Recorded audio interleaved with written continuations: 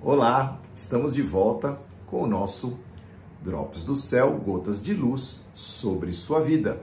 Estamos estudando a Palavra de Deus e trazendo mensagens que possam ser aplicadas ao nosso dia a dia. Hoje vamos continuar o nosso estudo sobre memoriais e falarmos sobre um outro altar, o altar do testemunho, baseado no texto de Josué capítulo 22. Muito interessante esse texto. As tribos de Israel haviam conquistado a terra prometida e parte delas iriam ficar do outro lado do Rio Jordão. Então Josué os despede dizendo: olha, vocês podem ir de volta porque vocês já ajudaram a conquistar aqui esta parte da terra prometida, então podem voltar, mas olha, não se esqueçam de adorar a Deus. Vamos ler aqui, a partir do versículo 1. Então Josué convocou as tribos de Ruben, Gade e meia tribo de Manassés, 2 tribos e meia que voltaram, e lhes disse: vocês fizeram tudo o que Moisés, servo do Senhor, mandou e obedeceram sim a todas as minhas ordens. Durante todo este tempo e até hoje não abandonaram seus irmãos das outras tribos e tiveram cuidado de obedecer a tudo que o Senhor seu Deus ordenou. Agora, o Senhor seu Deus concedeu descanso aos seus irmãos, como prometeu a eles. Portanto, voltem para casa, para a terra que Moisés, servo do Senhor, lhes deu como sua propriedade do outro lado do Rio Jordão. Mas tenham muito cuidado, preste atenção, de cumprir todos os mandamentos e a lei que Moisés, servo do Senhor, lhes deu. Amem o Senhor, seu Deus, andem em todos os seus caminhos, obedeçam a seus mandamentos, apeguem-se a ele firmemente e sirvam-no de todo o coração e de toda a alma. Então Josué os abençoou e se despediu deles, e eles foram para casa. Um parênteses aí, veja só os bons conselhos de Josué, né? Obedeçam a Deus, não é? Amem-o e sirvam-no de todo o coração. Andem em seus caminhos e apeguem-se a ele. Bonito esse texto. E eu destaco se apegar, não é? O texto quer dizer se aproximar, buscar, desejar estar com ele, achegar-se a ele, se aconchegar no seu colo, ouvir a sua voz, a sua presença, não é? Texto de Tiago, capítulo 4, fala assim: acheguem-se a Deus e ele se achegará a vocês. Essa maravilhosa proximidade divina que Deus nos permite através da pessoa de Jesus Cristo, não é? Mas então, continuando, fecha parênteses. Quando eles atravessaram o Rio Jordão de volta, resolveram, vejam só, pegaram um montão de pedras, edificaram um altar de pedras e chamaram aquele altar de altar do testemunho. Olha que curioso. Enquanto ainda estavam em Canaã, chegaram a um lugar chamado Gelilote, perto do Rio Jordão. Ali os homens de Ruben e Gade e da meia tribo de Manassés pararam e construíram um altar grande e imponente, altar do testemunho. As outras 9 tribos e meia que ouviram que eles tinham construído um altar ficaram horrorizadas, julgando que eles tinham cometido um grande pecado edificando um altar para sacrificar a Deus que não fosse o altar da tribo de Levi.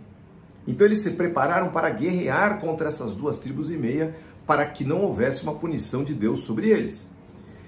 Mas, antes disso, eles tiveram o bom senso de mandar uma comitiva para conversar com as 2 tribos e meia que ficaram do lado de lá do Rio Jordão.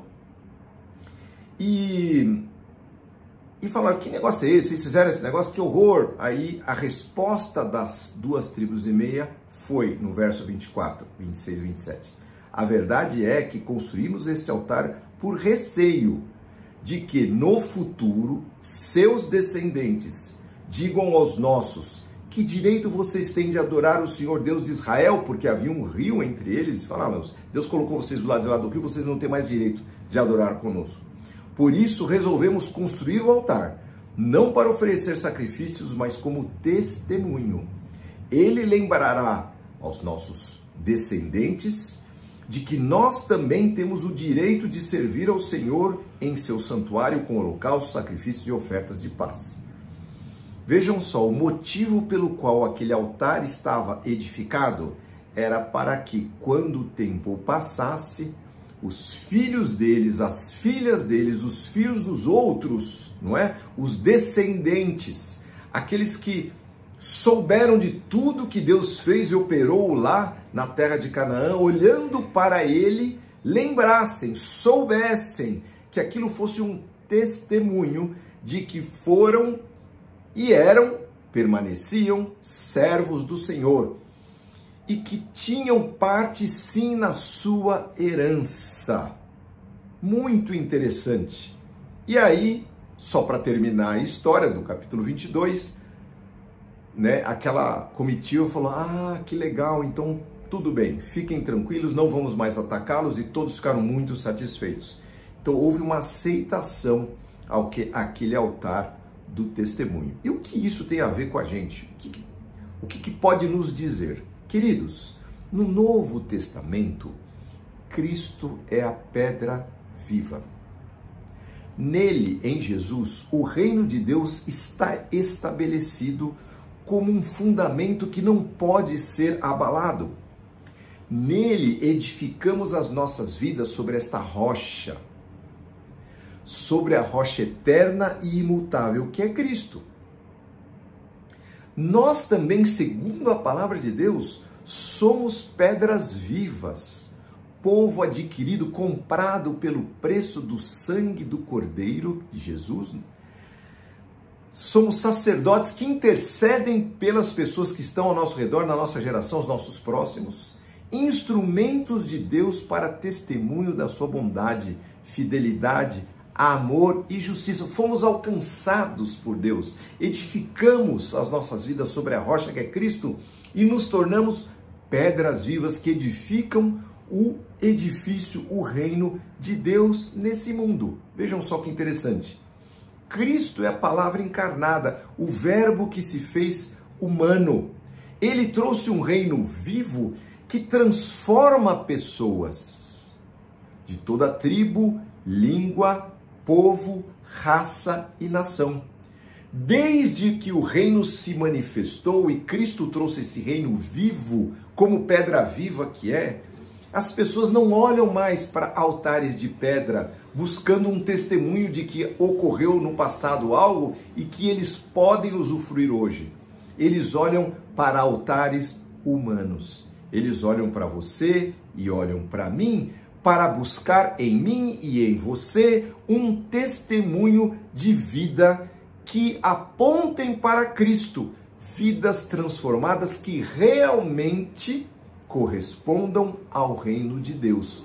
Então, o altar do testemunho de hoje somos nós, queridos. Assim como Cristo foi aquele altar levantado por Deus que lá na cruz pagou o preço pelos nossos pecados, somos hoje pedras vivas. Nós vamos ler isso em 1 Pedro, primeira carta de Pedro, capítulo 2, a partir do verso 4.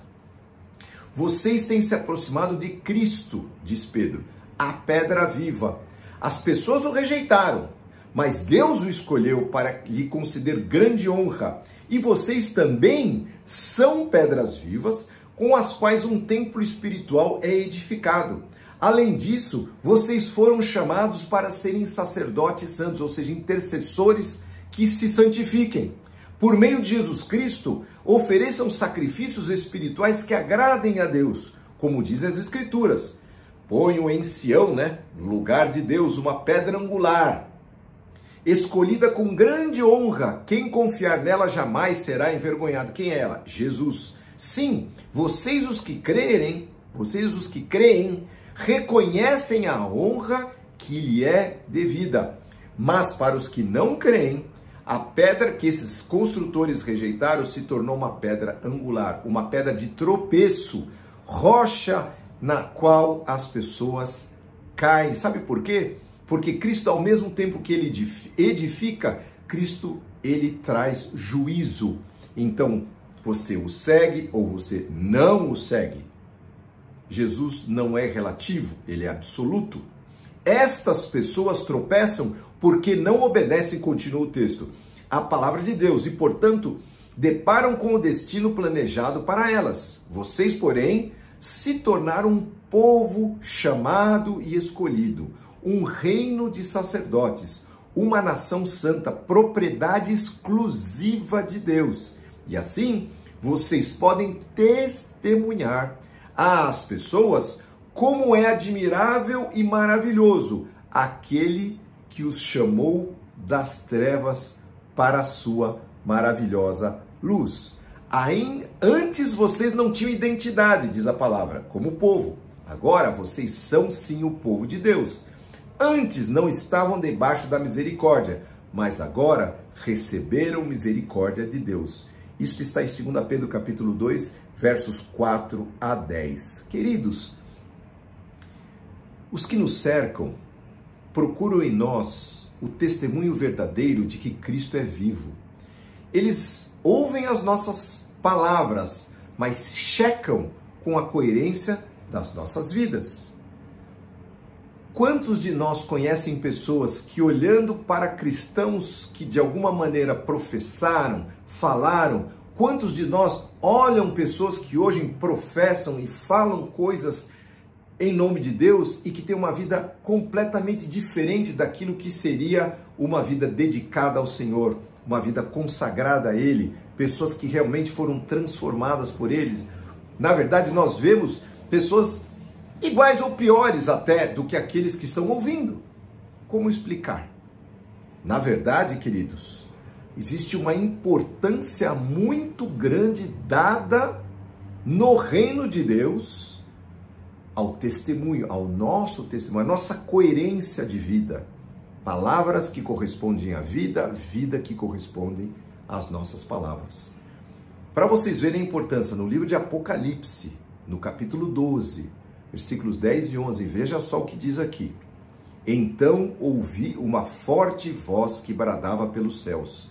Finalmente chegaram a salvação, o poder, o reino de nosso Deus e a autoridade do seu Cristo, porque foi lançado para a terra o acusador de nossos irmãos, Satanás, aquele que de dia e de noite os acusa diante do nosso Deus.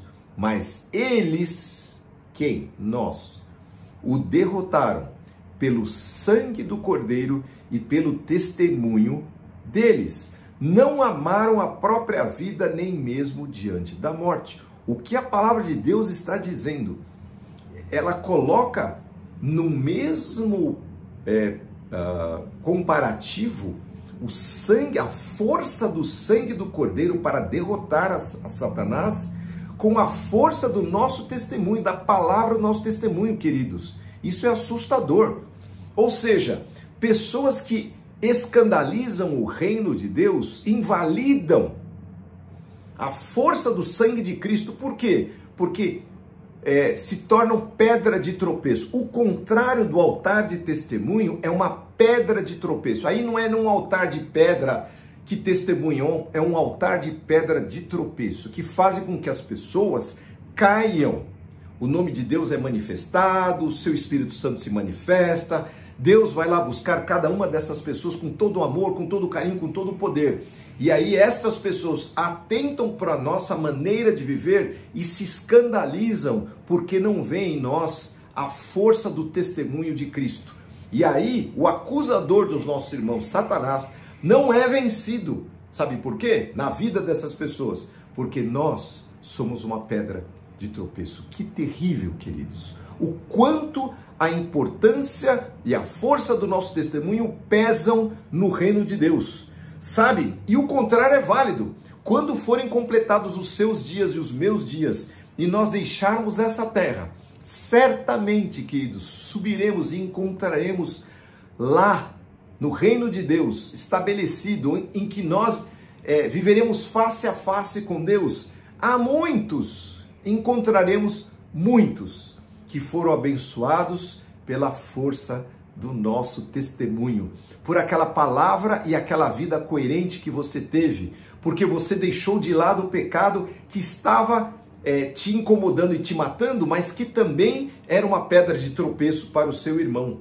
Pessoas que olharam para as nossas vidas e enxergaram coerência entre o que dizíamos e vivemos. A força do nosso testemunho vence o engano, vence a Satanás, vence a mentira, vence a falsidade.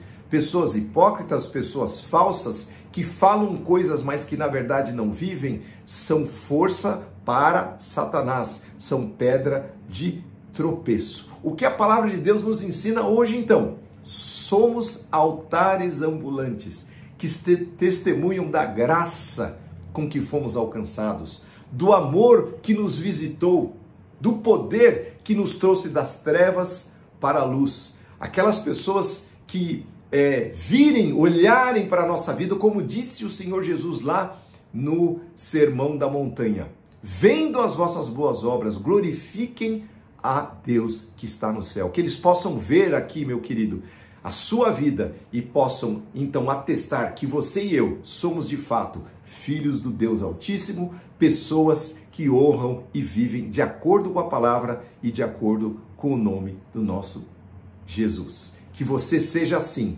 um altar do testemunho, da bênção e do poder de Deus. Vamos orar. Senhor nosso Deus, nós queremos em primeiro lugar te agradecer porque o Senhor nos alcançou, porque a tua graça imerecida, o teu favor que nos alcançou, Pai, nós não temos palavras e nem teremos como jamais te agradecer, mas nós fazemos parte desse reino e o Senhor nos chamou para sermos sal da terra e luz do mundo, para que nós possamos sim irradiar esta luz por onde passarmos. Não é justo, Senhor, não é verdadeiro que nós, sendo, Senhor, resgatados pelo teu poder e pela tua luz, possamos refletir trevas, possamos proferir coisas erradas e viver de maneira, Senhor, que não te agrade. Claro, Senhor, somos pecadores, erramos, Senhor, temos tantos defeitos, mas o Senhor transforma estas coisas pelo teu poder, Senhor, em algo que agrade o teu nome. Por isso, Senhor, te damos graças. E eu quero orar e pedir para que os meus irmãos, as minhas irmãs que estão ouvindo agora, estes que estão separando esse tempo para ouvir a tua palavra, sejam alcançados por esse poder e que eles possam sim, Senhor, edificarem as suas vidas no teu altar, Senhor, um altar de testemunho, para que possam servir, Senhor, não de pedra de tropeço, mas, Senhor, de veículo para o teu reino, instrumentos nas tuas mãos, ferramentas, Senhor, do teu Espírito Santo, para que muitos, ao verem as suas vidas, possam sim glorificar a Deus que está no céu. Muito obrigado, Senhor, pela tua bondade, pelo teu amor, em nome de Jesus. Amém. Que Deus te abençoe, querido. Que Deus te guie, te dê forças e que você se encha de coragem, de vigor. Clame a Deus para que Ele possa fazer de você uma pedra viva que edifique o reino dele, tá certo? E se você gostou dessa palavra, inscreva-se em nosso canal, ponha lá o sininho, ative o sininho, curta e compartilhem com os seus próximos, que você seja assim um edificador do reino, que você espalhe a palavra de Deus, evangelize de acordo com a escritura que está sendo trazida através dessa mensagem e que você possa, se você quiser comentar, fazer as suas perguntas, mas que Deus esteja abençoando a sua vida, a sua família e a sua semana, em nome de Jesus. Amém.